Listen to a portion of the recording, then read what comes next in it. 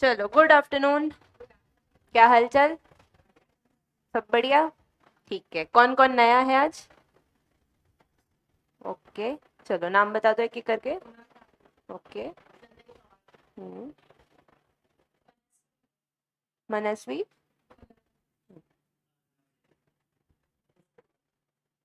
ठीक है। चलो, सब इंदौर से ही हो? नहीं, कहाँ से हो? उज्जैन, क्या बात है। चलो, अभी सबसे पहले मैं भी एक बार अपना इंट्रोडक्शन दे दूं। मेरा नाम है CS कीर्ति चतुर्वेदी और मैं आपको पढ़ाऊंगी CA फाउंडेशन का बिजनेस लॉ। ठीक।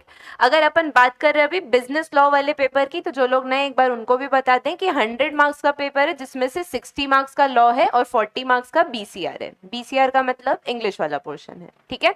अभी हम जो स्टार्ट करने वाले हैं वो लॉ है, और लॉ में हमने ये देखा था कि टोटल 5 एक्ट थे। 5 में से अभी हमने स्टार्ट करा है सबसे पहले इंडियन कॉन्ट्रैक्ट एक्ट। अब इंडियन कॉन्ट्रैक्ट एक्ट क्या होता है, तो सबसे पहले हमारी क्लास में पढ़ने का पैटर्न जो मैंने बता के रखा था कि मैं पढ़ाऊंगी और अगले दिन क्लास स्टार्ट करने से पहले मैं पूछूंगी। ठीक है। तो जो लोग पढ़ चुके हैं अभी उनका टाइम आ चुका है कि अब वो मुझे बताएंगे जो अपन ने पढ़ा हुआ है, और जब तक इन लोगों का रिवाइज भी हो जाएगा ये। अब चलो, सबसे पहले मुझे ये बता दो, इंडियन कॉन्ट्रैक्ट एक्ट की एप्लीकेबिलिटी क्या है? होल ऑफ इंडिया पे अप्लाई होगा। ठीक है। नेक्स्ट, अगर मैं पूछूं कि ये कॉन्ट्रैक्ट का मतलब क्या होता है?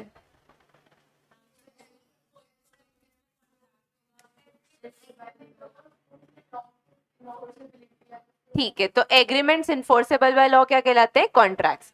चलो, सबसे पहले कॉन्ट्रैक्ट के सफर में हमने क्या देखा था? पहली चीज क्या आती है?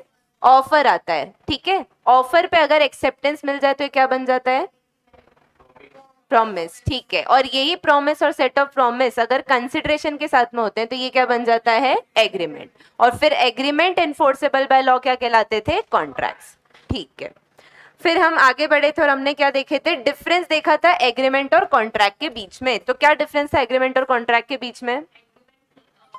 चलो, पहले ये बताओ, बड़ा कौन है, एग्रीमेंट या कॉन्ट्रैक्ट? एग्रीमेंट बड़ा कि कॉन्ट्रैक्ट? तो कितने प्रतिशत भारतीय कहते हैं कि एग्रीमेंट बड़ा है?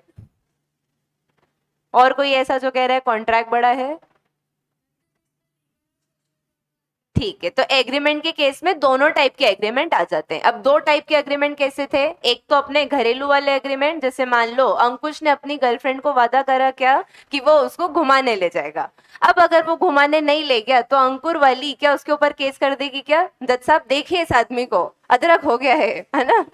वादा करा था इसने लेके जाएगा और लेके नहीं गया, ऐसा कर पाएगी क्या? वो नहीं कर पाएगी। क्यों नहीं कर पाएगी?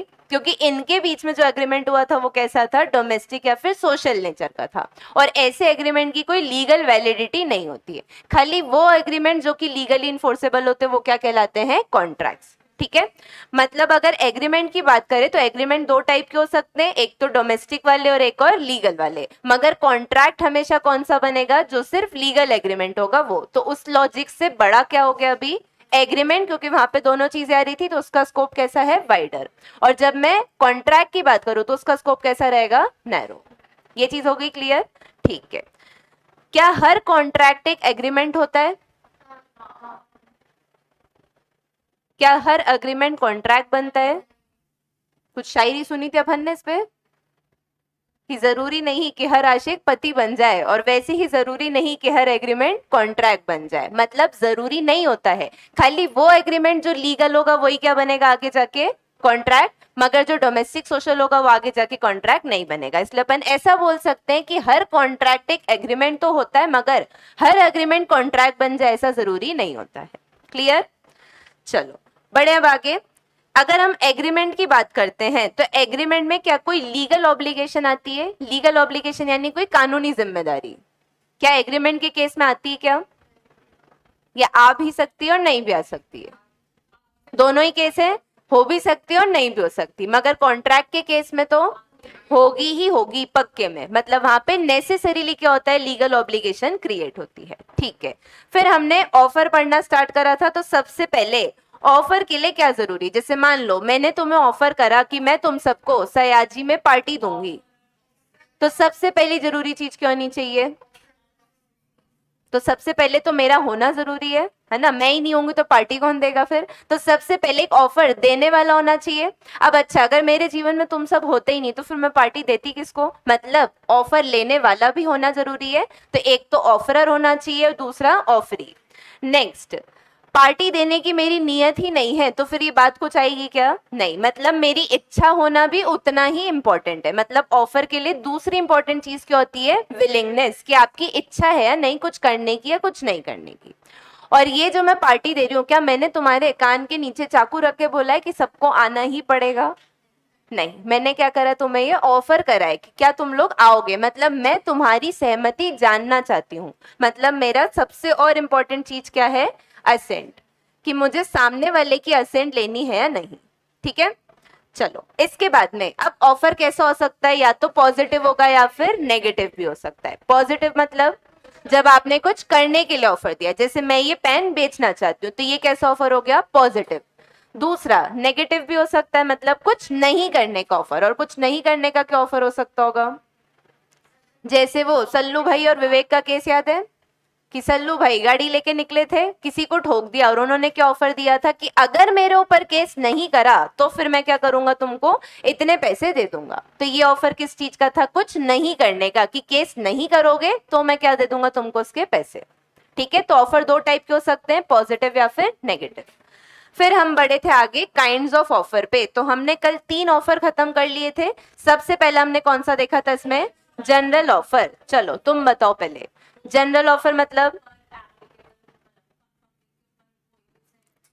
किसको ऑफर किया जाता है, ये पब्लिक एट लार्ज को। ठीक है, कौन एक्सेप्ट कर सकता है उसको, एनीवन कैन एक्सेप्ट इट।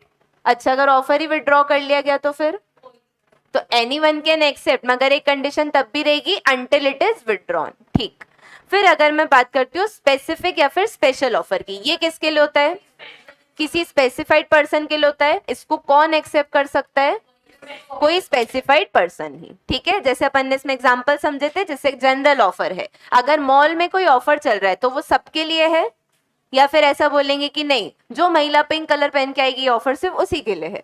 ऐसा तो कुछ भी नहीं होता। ये ऑफर कैसा होता है, सबके लिए होता है, जो भी आएगा उसके लिए ऑफर खुला हुआ है। ठीक है, मगर हम बात करते हैं स्पेसिफिक ऑफर की। जैसे कि हमने देखा था कि अंकुश भाई गया था किसी के पास, लड़की के पास अपना ऑफर लेके, तो ये ऑफर स्पेसिफिकली सिर्फ उस लड़की के लिए था, या ये चौराहे पे खड़ा हो गया था कि आ जाओ भाई जो भी आ रही जीवन में, ऐसा नहीं था। मतलब ये ऑफर स्पेसिफिकली सिर्फ किसके लिए था, एक स्पेशल पर्सन के लिए।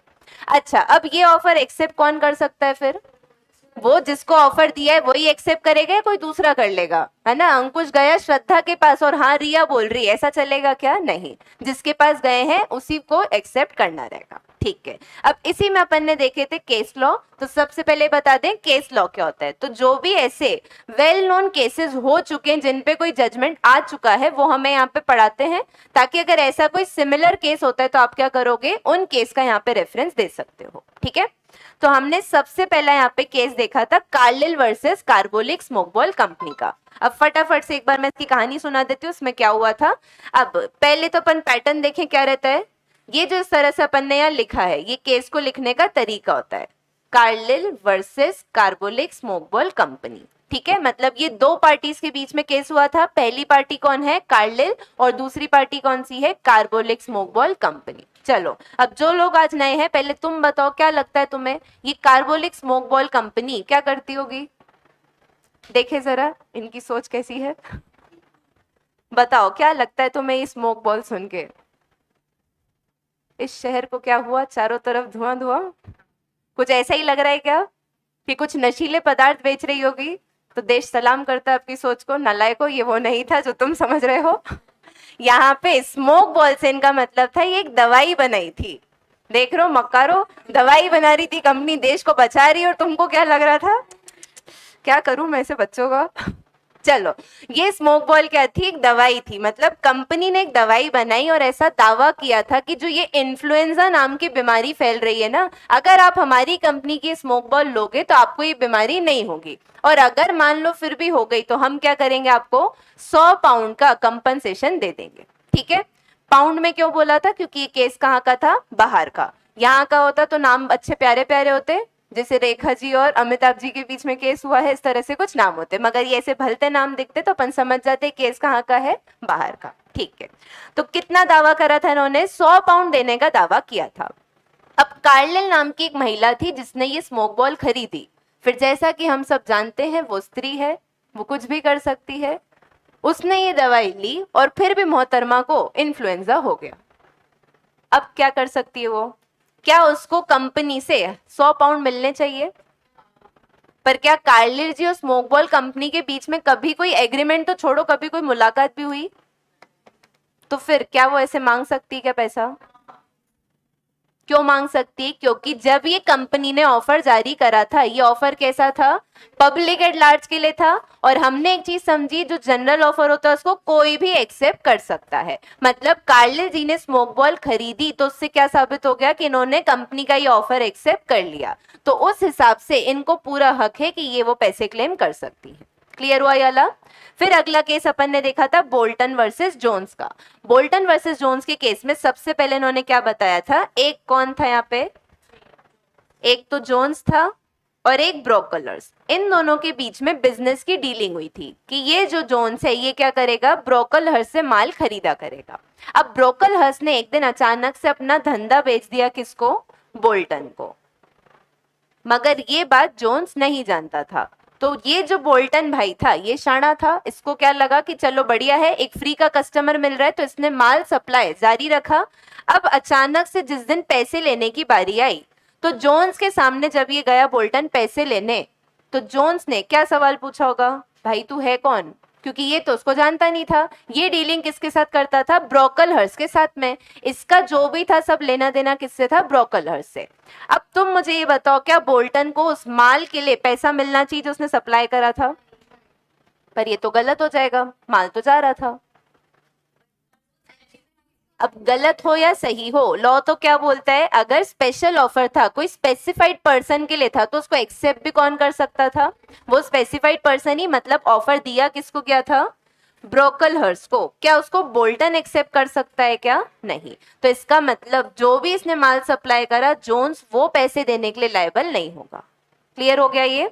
तो ये तो हमने देखे थे 2 ऑफर। फिर इसके बाद अपन ने देखा था क्रॉस ऑफर। तो क्रॉस ऑफर में हमने वो रामायण का एग्जाम्पल लिया था सबसे पहले, तो कि जब वो यहाँ से राम भगवान ऐसे तीर चलाते थे और वहां से रावण तीर चलाता था, तो दोनों तीर आके आपस में क्या हो जाते थे? बम धमाका होता था। क्या किसी को भी कुछ हुआ? न राम भगवान को कुछ हुआ था, न रावण को कुछ हुआ था। मतलब ऐसे ही जब 2 ऑफर सामने सामने से आ रहे हैं, सेम टू सेम, मतलब बिल्कुल डिट्टो आइडेंटिकल ऑफर है, तो ऐसे केस में क्या हो जाएगा? इधर कोई भी कॉन्ट्रैक्ट नहीं बनता है। तो इसका एक एग्जांपल अपन ने समझा था, जैसे यहाँ से मैं यहाँ से व्हाट्सएप पे से भेज रही थी इसको, क्या नाम था? अनीशा। अनीशा को मैं भेज रही थी क्या मैसेज कि मेरी कार तुम 1 लाख रुपए में खरीद लो, और वहीं से अनीशा भी तुरंत उसका टाइपिंग आ रहा था और वो क्या भेज रही थी कि मैं आपकी कार 1 लाख में खरीदूंगी। अब देखा जाए तो दोनों का ऑफर सेम था। मैं 1 लाख में बेच रही थी और ये 1 लाख में खरीद रही थी, मगर दोनों ने सेम टाइम पे एक दूसरे के ऑफर के इग्नोरेंस में एक दूसरे को सेम टू सेम ऑफर दे दिया। अब ऐसे में ये तो डिसाइड करना मुश्किल है कि किसको ऑफर एक्सेप्ट हुआ होगा। तो हमने क्या बोल दिया यहाँ पे? कोई बाइंडिंग कॉन्ट्रैक्ट नहीं बनेगा। मतलब अब ये तो पता कर नहीं सकते कि किसको ऑफर माना गया है, तो ऐसे केस में हमने क्या मान लिया कि यहाँ तो कोई कॉन्ट्रैक्ट ही नहीं बना। ठीक है, बाइंडिंग का मतलब क्या होता है? बंधन में बांधना। ठीक है, जैसे बुक की बाइंडिंग होती है, क्या करती है? बिखरे पेजों को सबको बांध देती है। वैसे ही बाइंडिंग का मतलब क्या है? कि जो भी कॉन्ट्रैक्ट की कंडीशन है, क्या आप उससे बंधे हो या नहीं। ठीक है, तो ऐसे केस में कोई भी बाइंडिंग कॉन्ट्रैक्ट नहीं बनता है। अब हमें स्टार्ट करना है आगे। तो जो लोग नए थे, हमने अभी तक इतना ही पढ़ा था, आपका एक रिकैप हो चुका उसका। अब यहाँ से हम स्टार्ट कर रहे हैं अपना नया टॉपिक। सबसे पहले अपन इसमें क्या देखने वाले हैं? Counter offer. चलो अब पहले तो ये बताओ, काउंटर का मतलब समझ में आता है? एक तो वो काउंटर होता है जो दुकान का होता है, उसकी बात यहाँ नहीं हो रही है। ठीक है, चलो तो फिर दूसरा, कभी ऐसा सुना है जो गेम वगैरह खेलते हो कि काउंटर अटैक कर रहे हैं? इसका मतलब कोई आपको पर अटैक कर, आपने क्या करा? पलट के उसी पर अटैक कर दिया, तो उसको अपन बोलते हैं काउंटर। अब ये ऑफर भी ना कुछ इस तरीके का है, जैसे मान लो अगर मैंने तुम्हें कुछ ऑफर दिया, तुमने ऑफर एक्सेप्ट तो करा, मगर तुमने उस पर अपनी ही कोई कंडीशन लगा दी। तो इसको अपन क्या बोलेंगे, काउंटर ऑफर। जैसे मान के चलो ये अपने पाटीदार जी फिर पहुंचे एक लड़की के पास में और जाके इन्होंने क्या बोला लड़की से कि क्या मुझसे शादी करोगी। अच्छा पहले तो ये बताओ इस एग्जाम्पल के हिसाब से क्या इसको ऐसा पूछना जरूरी कि क्या मुझसे शादी करोगी, या सीधे जाके बोल दे ए शादी कर ले मुझसे। पूछना जरूरी है, क्यों? क्योंकि सामने वाले की असेंट लेना जरूरी होता है। तो पाटीदार जी ने बिल्कुल लॉ का फॉलो करा अच्छे से और वो सामने जाके पूछो उससे क्या मुझसे शादी करोगी। अब लड़की ने क्या बोला, हाँ मैं शादी तो करूंगी मगर तुमको अपना घर परिवार छोड़ना पड़ेगा। मतलब लड़की ने हाँ तो करी, उसने साथ में क्या जोड़ दी, अपनी ही कंडीशन जोड़ दी उसमें।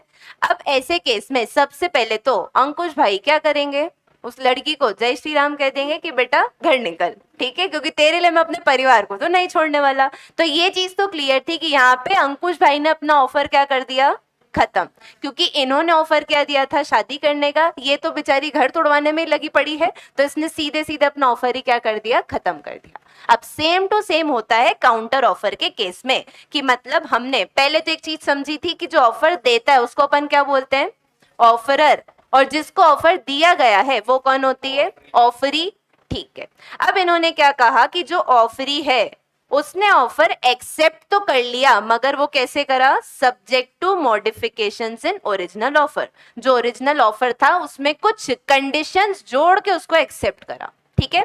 तो अब इसकी एक्सेप्टेंस क्या सादा एक्सेप्टेंस थी क्या, नहीं, तो फिर क्या ये मसाला एक्सेप्टेंस है, नहीं, मसाला एक्सेप्टेंस कुछ नहीं होती। एक होती है नॉर्मल सादा एक्सेप्टेंस और एक होती कौन सी, कंडीशनल एक्सेप्टेंस, की हाँ तो करी मगर अपनी कंडीशन भी जोड़ दी, ठीक है। तो अब ऐसे केस में ऑफर क्या हो जाता है, टर्मिनेट। ये चीज हो गई क्लियर। अब इसको अगर अपन एक अपने फॉर्मल एग्जाम्पल से समझे तो यहाँ पे इन्होंने क्या बताया कि मान लो एक ए नाम का व्यक्ति है जिसने क्या बोला था बी से कि मैं अपना प्लॉट तुमको 2 लाख में बेचने को रेडी हूं। अब बी भाई ने क्या करा, प्लॉट परचेज करने के लिए हाँ कर दी, मगर उसने क्या बोला कि मैं खरीदूंगा पर 1 लाख रुपए में। अब उसने ऑफर कितने का बोला था, 2 लाख का। भाई ने हाँ तो कर दी खरीदने की, मगर अपनी कंडीशन जोड़ दी कि मैं तो 1 लाख ही दूंगा। तो अब ऐसे केस में ए क्या कर सकता है, अपना ऑफर को टर्मिनेट। टर्मिनेट का मतलब क्या होता है, खत्म। आया समझ में ये, हाँ कर दी तो उनकी मर्जी। अब अंकुश को घर छोड़ना ही था तो अपन क्या करें, अपन तो कुछ नहीं बोल सकती, तो उनका निजी मामला है। तो ये अंकुश के ऊपर है, वो चाहे तो क्या कर सकता, ऑफर को टर्मिनेट भी कर सकता है, ठीक है। चलो फिर आगे अपने को नेक्स्ट कौन सा बता के रखा है, स्टैंडिंग ऑफर। तो स्टैंडिंग ऑफर तुम्हें क्या लगता है नाम से, ऐसे ऑफर जो मैं खड़े खड़े दे दूं तो वो क्या होते होंगे, स्टैंडिंग ऑफर। तो इतनी बेतुके बातें तो अब इंस्टीट्यूट हमें सिखाएगा नहीं। स्टैंडिंग ऑफर का मतलब अब समझना। तो स्टैंडिंग के पहले तो ना कुछ और भी नाम है, जैसे क्या क्या बताया, कंटिन्यूइंग ऑफर या फिर ओपन ऑफर। अब कंटिन्यूइंग का मतलब तो तुमको समझ में आ रहा होगा, ऐसा ऑफर जो चलता ही जा रहा है, कंटिन्यू चल रहा है। अब पहले ये बताओ, जब भी अपन बोलते हैं ढीलेपन की बात कि बहुत ही ढीला काम हो रहा है, तो हमें कौन याद आती है, सरकार, सरकारी ऑफिस, सारे ढीले ढीले काम होते हैं। तो अब समझना, जैसे इसका बेस्ट एग्जांपल क्या होता है, गवर्नमेंट के टेंडर्स। अब टेंडर तुमने शायद कभी सुना नहीं होगा, पर तुमने एक बार उसको देखा जरूर होगा। कभी न्यूज़पेपर पढ़ा है, मतलब वो बॉलीवुड और वो स्पोर्ट्स के पेजेस के अलावा बीच के भी कुछ पन्ने होते हैं जहाँ पे वो ब्लैक एंड व्हाइट डब्बे होते हैं ना, जिसको अपन तुरंत आगे निकाल देते हैं कि तो अपने काम की चीज नहीं है, ये क्या ब्लैक एंड व्हाइट जिंदगी है, हम तो पीछे चले अपने रंगीन माहौल में, है ना। तो अब कभी तुम्हारी उस पर नजर पड़े तो वो जो ब्लैक एंड व्हाइट डब्बे होते हैं ना, उसमें आते हैं गवर्नमेंट के टेंडर्स। टेंडर का मतलब क्या होता है, जब गवर्नमेंट को कुछ सामान की जरूरत होती तो वो क्या करती है, ऐसे टेंडर जारी करती है, मतलब वो ऑफर निकालती है कि आओ भाई जो जो अपने ऑफर यहाँ देना चाहता है हमको सबमिट कर दे। मतलब एक वर्ड होता है कोटेशन, कभी सुना है ये, आप क्या करते हो, लोगों से कोटेशन मांगते हो कि आप अपने अपने कोटेशन दो कि आप कितने कितने पे माल सप्लाई करने को रेडी हो, ठीक है। अब सरकारी काम है, तुम्हें क्या लगता है वो एक दिन में सरकार सबके ले लेती होगी क्या कोटेशन, ये तो लंबा काम चलता होगा अच्छे से। तो ऐसे ऑफर जो एक लंबे पीरियड ऑफ टाइम तक के लिए ओपन रहते हैं तो उसको अपन क्या बोलते हैं, स्टैंडिंग ऑफर। इसीलिए इसके दो नाम और क्या रखें, एक तो ओपन ऑफर क्योंकि लंबे समय तक ओपन रहता है, और ये चलता ही रहता है तो इसलिए अपन इसको क्या बोल रहे हैं, कंटिन्यूइंग ऑफर। तो ऑफर जो कि कैसे होते हैं, open for acceptance over a period of time, लंबे टाइम के लिए क्या रहते हैं, ये ओपन रहते हैं एक्सेप्टेंस के लिए।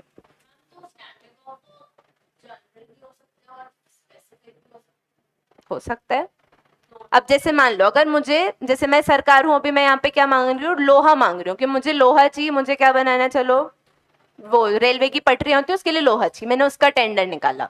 तो अभी ये ऑफर स्पेसिफिकली किसके लिए, जो लोहे में डीलिंग करते हैं उन बिजनेस के लिए, मगर उनमें से कोई भी इस ऑफर को दे सकता है जो भी लोहे के बिजनेस में डील करता है।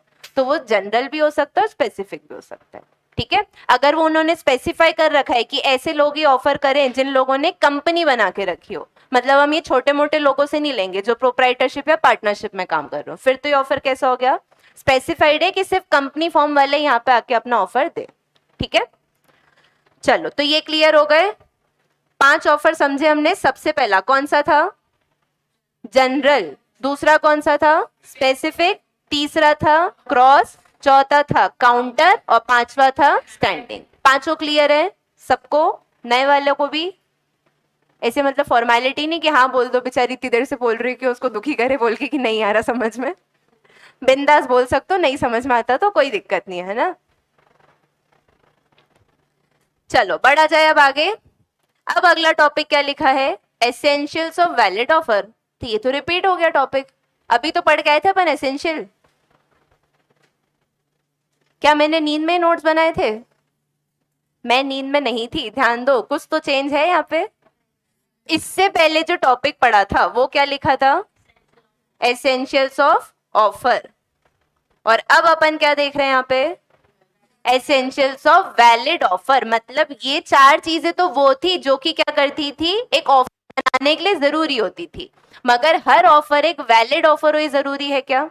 जैसे मान लो मैंने अनीशा को बोला कि सुन अनीशा मैं तुझे 1 लाख रुपए दूंगी, बाहर खड़ी रहना, जैसे ही पाटीदार जी निकले तुरंत उसको टपका देना, ये तो ऑफर है। मैंने उससे उसकी मर्जी पूछी ना, क्या तू ये काम करना चाहती है क्या, विलिंगनेस भी थी, उसने असेंट भी दे दी, कुछ ना कुछ हमने बदले में आपस में लेन देन भी कर ली है, मगर क्या ये ऑफर सही है क्या? ऐसे किसी को टपकाने का ऑफर देना चाहिए क्या? अच्छा लगता है क्या, बताओ ऐसे? हाँ, इतने रेप्यूटेड कोर्स कर रहे अपन, ये टपकाने की सुपारी देने की बातें करते हैं। मतलब हर ऑफर वैलिड हो ये तो जरूरी नहीं है।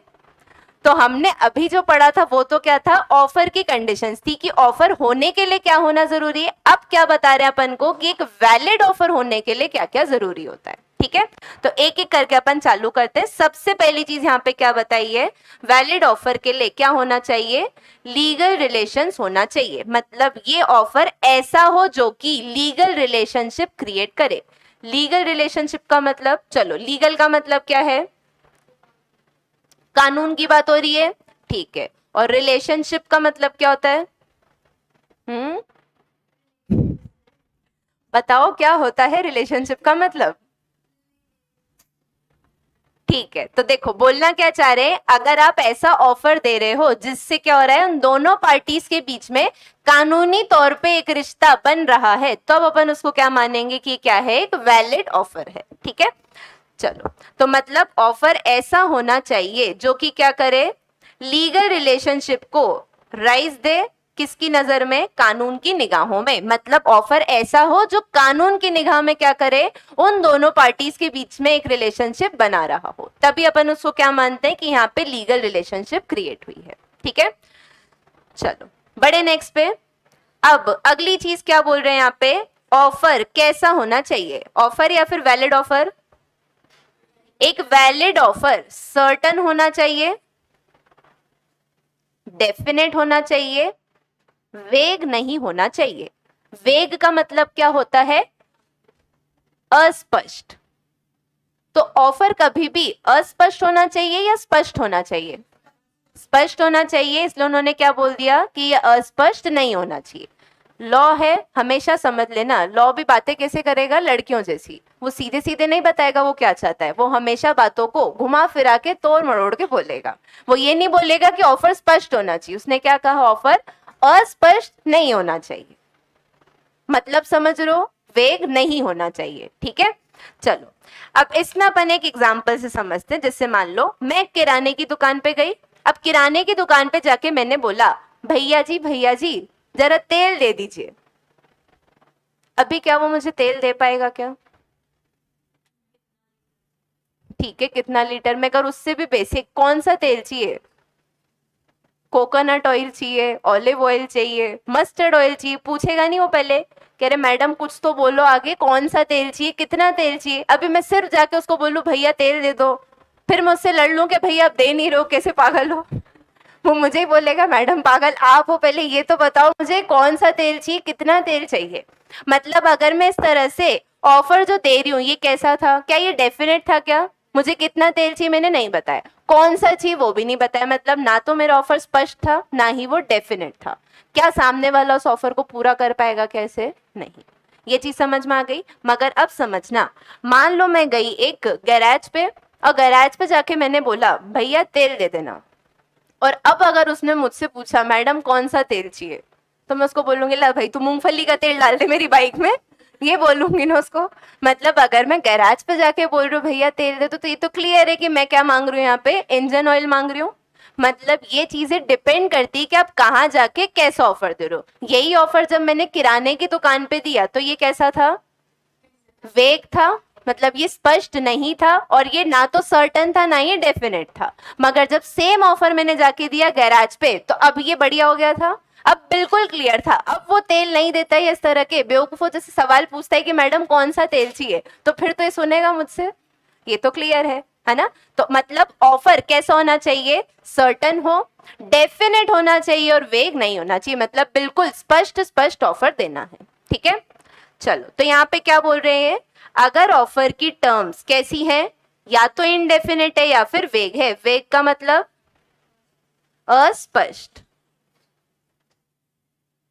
तो अगर ऑफर की टर्म्स अस्पष्ट हैं या फिर इनडेफिनेट है, मतलब कुछ कह नहीं सकते क्या ऑफर है, तो ऐसे केस में क्या सामने वाला उस ऑफर पे एक्सेप्टेंस दे पाएगा? क्या बिल्कुल भी नहीं। तो ऐसे एक्सेप्टेंस से क्या कोई कॉन्ट्रैक्ट भी बन पाएगा?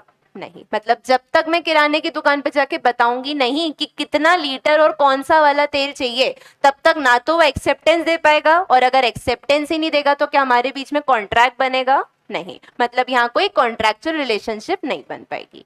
इसीलिए वैलिड ऑफर हमेशा कैसा होना चाहिए, सर्टन, डेफिनेट और नॉट वेग। क्लियर हो गया सभी को? चलो बड़े नेक्स्ट पे। स्पीड ज्यादा तो नहीं लग रही अभी? लगे तो बोल देना। चलो अब अगला क्या बता रहे हैं यहाँ पे, कम्युनिकेटेड टू ऑफरी। पहले तो ये बताओ ऑफरी कौन है, जिसको ऑफर दिया है या जिसने ऑफर दिया है? जिसको मिला वो कौन होता है, ऑफरी। ठीक है।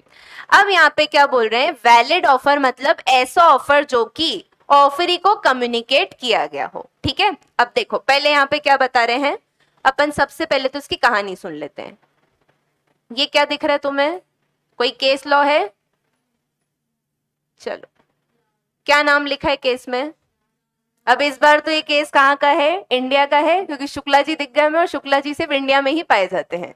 चलो तो ये केस किसके बीच का था, लालमन शुक्ला वर्सेस गौरी दत्त के बीच का केस था। अब सुनते अपन इनकी कहानी क्या थी। तो अब गौरी दत्त जी जब अपनी गर्मियों की छुट्टी में आराम से घर में बैठी थी, अब इनके घर में आया हुआ था इनका भतीजा, छोटा सा भतीजा था, बढ़िया खेल रहा था। मगर खेलते खेलते अचानक से गौरी जी को याद आया कि यार ये बहुत देर से बच्चा दिख नहीं रहा है, कहाँ गया। जब उन्होंने बहुत ढूंढा घर में उनको नहीं मिला, तो फाइनली वो समझ गई कि ये बच्चा तो अभी खो चुका है। अब गौरी जी बहुत घबरा गई, ढूंढ रही उसको यहाँ वहां, कहीं नहीं मिल रहा। अब दिक्कत ज्यादा थी, अपना बच्चा खो जाए तो कोई बात नहीं, ये तो दूसरे का बच्चा था, है ना, रिस्पॉन्सिबिलिटी ज्यादा होती। अपना खो गया तो चलो अच्छा है, जान छूटी थोड़े समय के लिए, पर ये बच्चा किसका था यार, ये तो भतीजा था, मतलब ये तो रिश्तेदारों का बच्चा हो गया, इसको तो ढूंढ के देना ही पड़ेगा। अब गौरी दत्ती जी बहुत परेशान हुई। अब उनको दिखे शुक्ला जी। शुक्ला जी कौन थे, इनके यहाँ के सर्वेंट। ठीक है, तो उन्होंने तुरंत बुलाया, अरे शुक्ला जी इधर आइए, वो बच्चा खो गया, उसको फटाफट से ढूंढ के लाना है। मैंने पूरे घर में ढूंढ लिया, कहीं नहीं मिल रहा, अब ढूंढ के आओ उसको। अब शुक्ला जी घर के बाहर निकले कि मैं जाता हूँ, मैं बाहर जाके ढूंढूंगा। तो शुक्ला जी बढ़िया उसकी फोटो लेके निकले, जगह जगह जाके ढूंढ रहे थे कि इस बच्चे को देखा है क्या, है ना। तो शुक्ला जी मस्त एक एक दुकान पे जाते और जाके पूछते कि फोटो देखो, बचपन में देखा था, लॉलीपॉप खाता था, छोटी चड्डी पहनता था, बड़ी शरारत करता था। तो इस तरह से शुक्ला जी उसको ढूंढने लग गए। अब जब शुक्ला जी बाहर ढूंढ रहे थे, मगर गौरी दत्त जी की यहाँ पे सांस अटकी हुई थी कि बच्चा नहीं मिला तो क्या होगा, तो गौरी दत्त जी ने घबराहट में आके फटाफट अनाउंसमेंट कर दी कि अरे सुनो, जो भी ये बच्चे को ढूंढ के लेके आएगा ना, उसको मेरी तरफ से इनाम।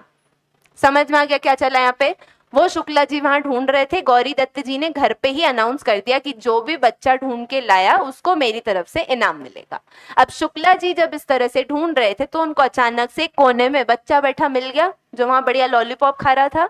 शुक्ला जी को जैसे ही बच्चा मिला वो उसको लेके घर आए और उन्होंने किसको दे दिया, गौरी दत्त जी को। अब गौरी दत्त जी को बच्चा देके जब शुक्ला जी निकले तो अचानक से किसी ने उनको बोला, अरे भाई इनाम मिल गया क्या तुमको। तो अब शुक्ला जी क्या बोलेंगे, कौन सा इनाम, क्योंकि शुक्ला जी को तो ये पता ही नहीं था। जब इनाम घोषित किया गया था तब तो शुक्ला जी बाहर थे। तो अब शुक्ला जी को पता चला कि अच्छा ऐसा भी था क्या कि बच्चा लाने पे इनाम मिल रहा है। तो शुक्ला जी तुरंत गए गौरी दत्त जी के पास और उन्होंने जाके अपना इनाम मांगा। अब मेरा सवाल तुमसे ये है, बताओ क्या शुक्ला जी को ये इनाम मिलना चाहिए।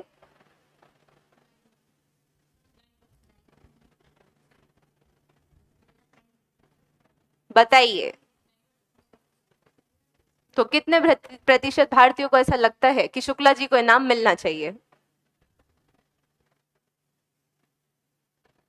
ठीक है, और बाकी लोग और बचे हुए नो कमेंट्स, है ना। हम कुछ अपनी टिप्पणियां देना जरूरी नहीं समझते। आप देख लो, शुक्ला जी और उनका मैटर है, हमें किसी के मैटर में कोई पंचायती नहीं है। देना है तो दो, नहीं देना मत दो, मेरे को कौन सा कुछ मिलने वाला उससे। ठीक है, अब जिन लोगों को ऐसा लगता है कि शुक्ला जी को नाम मिलना चाहिए, मुझे बहुत अच्छा लगा कि तुम्हारे मन में अभी भी दया जिंदा है।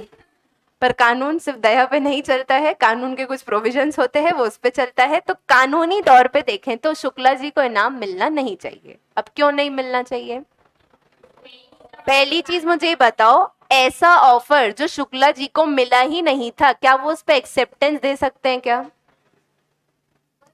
ऐसा रिश्ता जो उसके लिए आया ही नहीं था पाटीदार जी के लिए, क्या वो उस पर हाँ कर सकते हैं क्या। मतलब जब तक आपको ऑफर ही कम्युनिकेट नहीं हुआ, क्या आप उस ऑफर पे एक्सेप्टेंस दे सकते हो क्या, नहीं।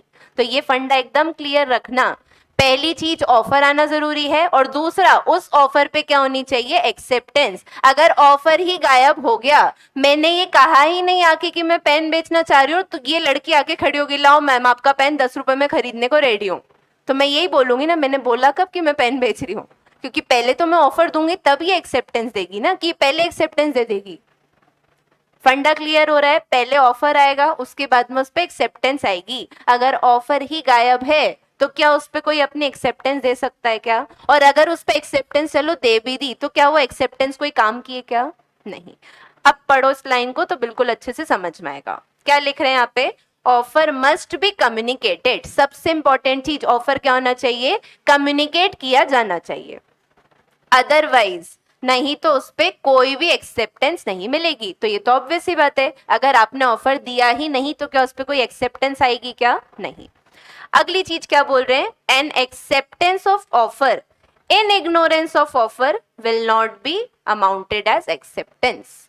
मतलब क्या बोलना चाहा, आपने क्या करा है, ऑफर के इग्नोरेंस में उस पे क्या दे दी, अपनी एक्सेप्टेंस। मतलब शुक्ला जी को क्या ऑफर पता था, फिर भी उन्होंने क्या दे दी उस पे, अपनी एक्सेप्टेंस। तो क्या ऐसी एक्सेप्टेंस को अपन एक्सेप्टेंस मानेंगे, नहीं। ठीक है, तो यहाँ पे उन्होंने क्या बोल दिया, अगर आप ऑफर के इग्नोरेंस में उस पर अपनी एक्सेप्टेंस दे भी दोगे तो वो क्या एक्सेप्टेंस मानी जाएगी क्या, नहीं। तो it will not be amounted to acceptance. Clear हुआ ये। तो हमने तीसरी चीज क्या समझी अभी, कि ऑफर हमेशा कम्युनिकेट होना जरूरी है। अगर ऑफर कम्युनिकेट नहीं हुआ है तो फिर उस पर कोई वैलिड एक्सेप्टेंस भी नहीं आएगी, और अगर मान लो ऐसे ऑफर के इग्नोरेंस में एक्सेप्टेंस आ भी जाती है तो हम तो उसको एक्सेप्टेंस नहीं मानेंगे। क्लियर हुआ ये? तो हमने क्या क्या समझा अभी? वैलिड ऑफर होने के लिए पहली चीज क्या जरूरी है? दोनों पार्टी के बीच में लीगल रिलेशनशिप होना चाहिए। दूसरा, वैलिड ऑफर हमेशा सर्टन हो, डेफिनेट हो एंड नॉट वेग। ठीक है। तीसरी चीज क्या इंपॉर्टेंट है? ऑफर हमेशा कम्युनिकेट होना चाहिए। और इसके लिए कौन सा केस लॉ देखा अपन ने? लालमन शुक्ला वर्सेस गौरी दत्त का। क्लियर हुआ ये वाला केस रहता है थोड़ा सा इंपॉर्टेंट, इस पे कई बार क्वेश्चंस आ जाते हैं। ठीक है, चलो बढ़े हम नेक्स्ट पॉइंट पे। अब अगली चीज क्या बोल रहे हैं? एसेंट। ये तो अपन कहीं और भी पढ़ के आए थे। जब हम देख रहे थे कि ऑफर के लिए क्या होना जरूरी है, तो वहां पे हमने क्या देखा था कि आपको सामने वाले की सहमति लेनी है, तो उसको अपन क्या बोलते हैं? असेंट। तो यहाँ क्या बता रहे हैं ये? Offer must be made to obtain assent of other party. Offer हमेशा इस उद्देश्य से दो कि आपको सामने वाली पार्टी की असेंट लेनी है। क्लियर है ये? सिर्फ अपना इंटेंशन डिस्क्लोज करने के लिए ऑफर नहीं दिया जाता है ना? तो जो सल्लू भाई बोलते हैं कि प्यार से दे रहे हैं, रख लो, थप्पड़ मार के भी दे सकते हैं, क्या वो एक वैलिड ऑफर होगा? क्या नहीं, क्योंकि उन्होंने सिर्फ क्या करा? अपना इंटेंशन डिस्क्लोज कर दिया। ये जानना जरूरी ही नहीं समझा कि क्या वो रज्जो भी अपनी एसेंट देना चाहती है या नहीं। ठीक है, चलो क्लियर है यहां तक? सही नाम था ना रज्जो जी के? अच्छा है लड़की का। चलो अब नेक्स्ट क्या बता रहे हैं? कंडीशनल। तो अब इन्होंने कहा कि एक valid offer subject to terms and condition हो सकता है। मगर ऐसा अपन अभी कुछ देख के आए थे क्या कि ऑफर एक्सेप्ट तो हुआ था मगर उस पर कुछ कंडीशन लगा दी थी, और उसी का दूसरा नाम क्या था? Conditional acceptance. तो वो कंडीशनल एक्सेप्टेंस थी। हमने यहाँ पे क्या बोला? Offer subject to terms and condition हो सकता है। जैसे मान लो मेरी एक मिठाई की दुकान है, ठीक है?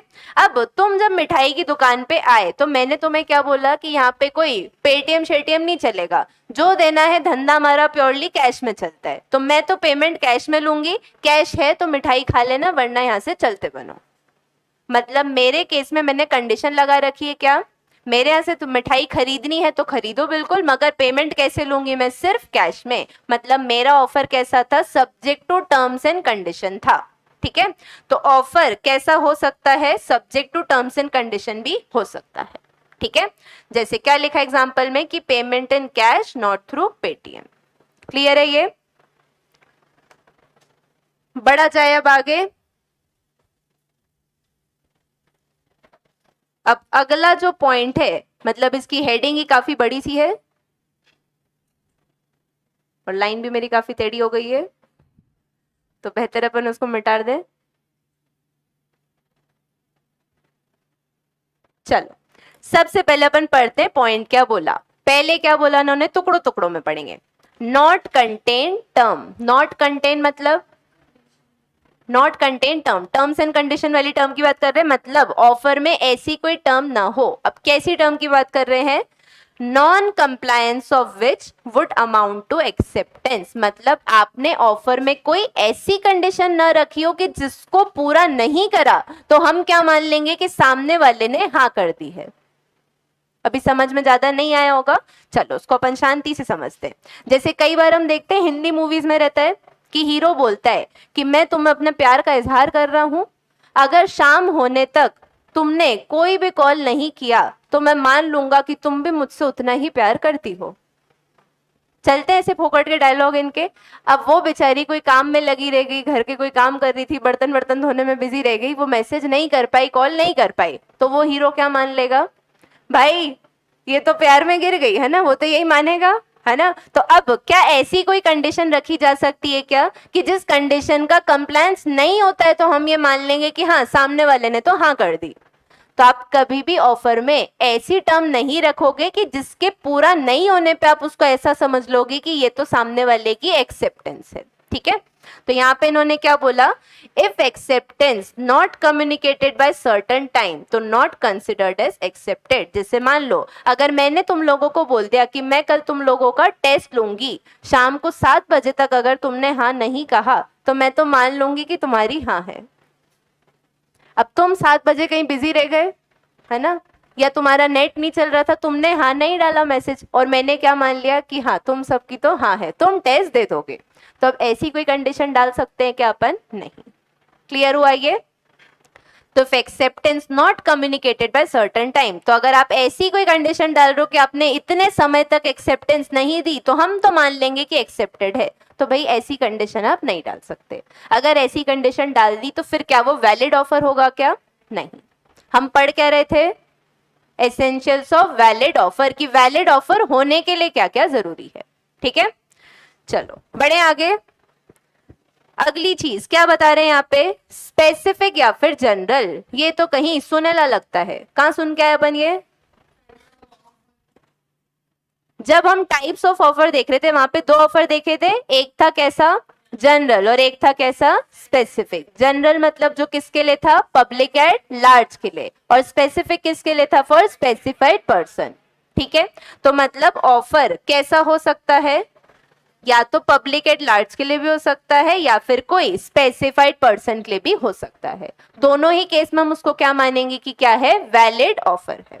क्लियर हुआ ये? चलो बढ़े अब नेक्स्ट पे। अब अगली जो चीज बता रहे हो, क्या बोला? ऑफर एक्सप्रेस भी हो सकता है और इम्प्लाइड भी हो सकता है। सबसे पहले मुझे बताओ एक्सप्रेस का मतलब क्या होता है? जताना। मतलब पहली चीज तो उन्होंने क्या बोली है? ऑफर जो है जताया हुआ हो सकता है। अब कोई अपना ऑफर कैसे जता सकता है? बहुत ही आसान है, बोल के बिल्कुल। या फिर मैं तो वो तुषार कपूर हूं, मैं ए ओ आ करती रहती हूँ, अब मैं बोल के तो नहीं जता पाऊंगी, फिर मैं क्या करूं? हाँ, लिख के जता सकती हूँ। मतलब वर्ड्स में बता सकती हूँ। अब ये वर्ड्स ओरल हो या फिर ये रिटन हो, दोनों चल जाएंगे। मतलब मैंने किसी भी तरीके से बस क्या कर दिया? अपने ऑफर को एक्सप्रेस कर दिया, जता दिया, तब मैं इसको क्या मानूंगी कि ये वैलिड ऑफर है। मगर क्या कोई ऐसा ऑफर जो कि मैंने ना तो बोला है ना ही मैंने लिख के दिया, फिर भी वो वैलिड माना जाएगा क्या? मगर हमने तो एक चीज समझी थी कि ऑफर को कम्युनिकेट करना जरूरी है, ना तो मैंने बोला ना मैंने लिख के दिया।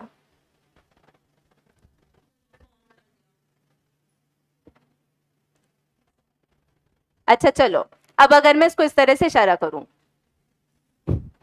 मतलब मैं उसको क्या बोल रही हूँ ऐसा कि वो बॉटल इधर दे दे, है ना? या फिर मैंने ऐसे इसको इशारा करा पीछे गेट की तरफ, तो इससे क्या समझ जाएगा ये कि वक्त आ गया है, इसे क्लास को अब छोड़ देना चाहिए, है ना? या फिर मैं इसको यहाँ से ऐसे इशारा कर रही हूँ, मैंने अचानक से अपनी स्लीव फोल्ड कर ली, कॉलर वॉलर चढ़ा ली और मैं यहाँ निकल रही हूँ ऐसे, क्या समझेगा ये? मारने ही आ रही हूँ मैं। ये तो क्लियर है। अभी मैंने इसको कुछ बोला क्या? क्या मैंने इसको मैसेज डाला था कि सुन भाई मैं तेरे को मारने आ रही हूँ? नहीं, फिर भी समझ गया ये। या तो लड़का समझदार है या फिर मेरे इशारे स्ट्रांग है ना? कुछ तो बात है। मतलब जरूरी नहीं होता कि ऑफर हमेशा लिख के या बोल के ही दो। हो सकता हो ये कौन सा केस हो? इशारों इशारों में। तो बिल्कुल ऐसा ऑफर जो है वो क्या हो सकता है? या तो एक्सप्रेस होगा या फिर वो इम्प्लाइड भी हो सकता है। इम्प्लाइड का मतलब जो आपको बोलने की या कहने की जरूरत नहीं है, ये तो क्या माना जाता है? डीम्ड। तो इम्प्लाइड का मतलब क्या लिखते हैं अपन? मान लिया जाना, या फिर बोल लो मान लेना। तो ऐसा हम मान लेते हैं कि ऑफर दिया गया है। अब इसका बेस्ट एग्जांपल समझो। अगर मान लो कभी ऐसा हुआ है कि सिग्नल पे खड़े रहते हैं कार में, अचानक से एक बच्चा तो वो क्या करता है? कांच साफ करने लग जाता है। क्या ये बच्चा घर में बैठ के बोर हो रहा था? हाँ, कि गर्मी की छुट्टी कैसे टाइम पास करे, चलो सड़कों पे चलेंगे, बढ़िया जाके सबके कांच साफ करेंगे। क्या उसका पर्पस ये था क्या? नहीं। ये कांच साफ कर रहा था, ये क्या था? उसका ऑफर था कि आप क्या करो, मैं आपका कांच साफ कर रहा हूं, आप मुझे उसके लिए पे करो। क्या उसने आके कुछ कहा आपसे? क्या उसने कुछ लिख के दिया था? नहीं। मगर ये ऑफर कैसा था? डीम्ड, इम्प्लाइड था। समझ में ही आ रहा था कि वो ये क्यों कर रहा है? पैसे के लिए। ये चीज समझ में आ गई? ठीक। चलो, तो ऑफर कैसा हो सकता है? वर्ड्स में भी दिया जा सकता है या फिर कंडक्ट से। कंडक्ट का मतलब एक्ट ऑफ पार्टी। ठीक है, मतलब या तो वो बोल के कुछ किसी भी तरह शब्दों में जता रहे हैं या फिर अपनी हरकतों से ही दिखा रहे हैं कि उनका ये ऑफर है। ठीक, जैसे लड़कियां एक एग्जांपल अच्छे से समझेंगी। एक पानी पूरी का ठेला है, गलत नाम ले लिया है ना, मान लो एक पानी पूरी का ठेला है, वहां जाके लड़की खड़ी हो गई। अब क्या भैया ऐसे ही खड़े रहेंगे, कैसी खड़ी होगी आके, मेरे को क्या पता। भैया तुरंत समझ जाते कि लड़की यहाँ के खड़ी है, और भैया तुरंत उसके हाथ में प्लेट दे देते, ये ले। ये प्लेट क्या भीख मांगने के लिए थी क्या? नहीं, उनको समझ में आ गया था लड़की यहाँ के खड़ी हुई है, तो ये इम्प्लाइड ऑफर है कि वो मेरे यहाँ से पानी पूरी खाना चाहती है। क्या किसी ने कुछ बोला क्या? नहीं, चुपचाप वो आके खड़ी हुई, उसने भी प्लेट आगे कर दी, इसने बढ़िया खाया और निकल लिए, काम खत्म। क्या कोई ऑफर दिया गया? नहीं। तो ऐसे ऑफर को अपन क्या बोलते हैं? Implied offer. क्लियर हो गया ये? तो एक होता है एक्सप्रेस और एक हो सकता है इम्प्लाइड। बिल्कुल क्लियर? कोई डाउट नहीं? चलो बहुत बढ़िया। तो आज के लिए अपन इसको इतना ही रखेंगे। फटाफट से पहले मुझे इतना बता दो, कौन कौन से हैं एसेंशियल्स ऑफ वैलिड ऑफर? अभी तक कौन कौन से देखे अपन ने? सबसे पहला हमने क्या देखा था? ऑफर ऐसा होना चाहिए जो कि क्या करे? लीगल रिलेशनशिप बना दे पार्टीज के बीच में। दूसरी इंपॉर्टेंट चीज क्या है? ऑफर सर्टेन होना चाहिए, डेफिनेट हो और नॉट वेग हो। ठीक, चलो फिर। ठीक है, ऑफर हमेशा कम्युनिकेट किया जाना चाहिए। अगर किसी ऐसे ऑफर पे मैंने एक्सेप्टेंस दे दी जो मुझे कम्युनिकेट हुआ ही नहीं था, तो क्या उसको एक्सेप्टेंस मानेंगे? नहीं। मतलब लाइन क्या थी वो? N acceptance in ignorance of offer को हम एक्सेप्टेंस नहीं मानते। ठीक है, चलो इसमें किसका केस देखा अपन ने? लालमन शुक्ला वर्सेस गौरी दत्त। केस का जो फाइनल जजमेंट था वो क्या था? मतलब ऑर्डर क्या दिया गया था इसमें? क्या शुक्ला जी को पैसे मिलने चाहिए? नहीं। तो शुक्ला जी यहाँ पे क्लेम नहीं कर सकते थे क्योंकि उनको तो ऑफर कम्युनिकेट ही नहीं हुआ था। क्लियर है ये? ठीक है, अगली इंपॉर्टेंट चीज क्या है? असेंट होना चाहिए तभी वैलिड ऑफर माना जाएगा। ठीक है, और क्या इसमें कंडीशंस भी हो सकती हैं? मतलब offer subject to terms and condition हो सकता है। ठीक है, और ऑफर दो टाइप का हो सकता है, या तो जनरल या फिर स्पेशल, या फिर वापस से दो टाइप का हो सकता है, एक्सप्रेस या फिर इम्प्लाइड। क्लियर है? एक्सप्रेस मतलब जो कि वर्ड्स में बता दिया गया है, वो वर्ड्स कैसे हो सकते हैं? ओरल या फिर रिटन।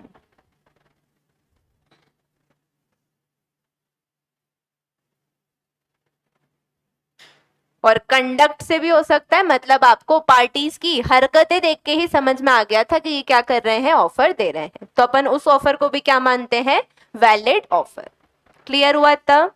यहां तक कोई भी डाउट? पक्का? ले लूं तुम्हारे वालों की कसम? मर जाएगा तू, है ना? बोलो कहाँ पे मिलेंगे? यहीं मिलेंगे। हाँ,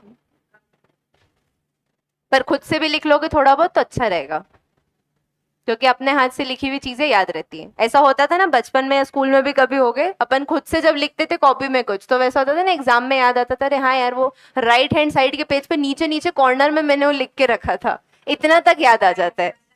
तो बुद्धि तो तेज है अपनी, बस उसका उपयोग करना आना चाहिए। तो ये हमारे हाथों में है कि क्या हम अपनी शक्तियों का सही इस्तेमाल कर पा रहे हैं या नहीं। ठीक है, और तुम नहीं करोगे तो फिर कोई और करेगा। फिर वो कोई मिल गया कि रोहित जैसी हालत हो जाएगी, माँ मेरी शक्तियों का गलत इस्तेमाल हो रहा है, तो बेहतर है तुम ही उसका सही इस्तेमाल कर लो, दूसरों को मौका मत दो। चलो आज के लिए अपन इतना ही रखते हैं, वरना बहुत ज्यादा हो जाएगा। इतने जुल्म तुम पे एक साथ ना करें। अभी यहाँ तक पूरा क्लियर हो गया? कोई भी एक ऐसा टॉपिक जिस पे डाउट लग रहा हो? पक्का? मैं बुरा नहीं मानती हूँ, बोल सकते हो ना? ठीक है, लड़की हूं पर हर बात का बुरा नहीं मानती हूँ, नहीं समझ में आता है तो बोल सकते हो। ठीक है, चलो।